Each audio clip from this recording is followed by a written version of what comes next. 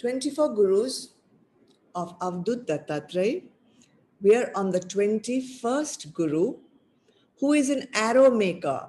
I believe they are called Fletchers. Arrowmaker, the one who makes arrows. The story goes that one day a king in a small kingdom decided to go on a parade down his small kingdom and go down all the streets along with all his courtiers and music makers and horses, and like a big parade to go down each and every street of his kingdom. Everyone came out of their home onto the streets to see this grand parade, and hearing the beating of the drums and the blowing of the trumpets. It was a grand celebration. But there was only one person who was so engrossed in doing his work that he didn't even realize that this parade of the king and the courtiers and the musicians and animals were actually passing right in front of his workshop. He was so engrossed, he was sharpening his arrows, and he was so engrossed and focused on his work, he didn't even hear the music, he didn't hear the clapping, he didn't hear the screams of shouts of Jai Ho, Jai Ho. He didn't even look up from his work.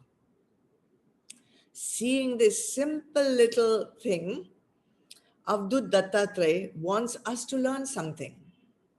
And what he wants us to learn is when we are doing our work, we should be so focused on what we are doing to keep our mind so still and so stable on whatever we are doing, so that we are not distracted by anything that is happening around us, or even within us. There should be nothing else happening, no vikars. This is an extremely valuable sadgun to develop, an asset, a trait to develop for everyone.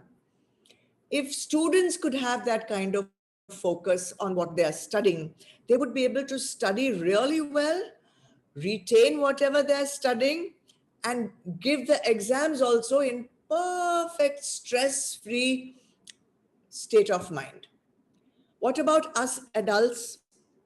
We could solve our problems without any issue, without any confusion.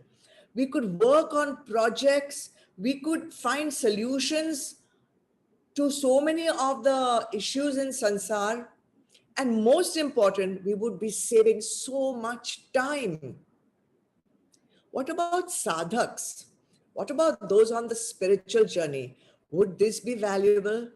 It would be invaluable. It would be priceless, because everything about the spiritual journey is about training the mind to be still and steady and stable.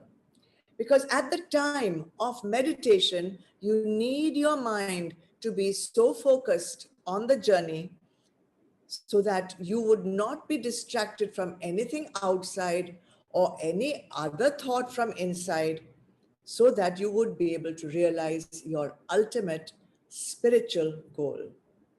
So, lesson for all of us, it is not necessary to respond to each and every stimulus that is happening in or around us. Learn to be focused on whatever you're doing.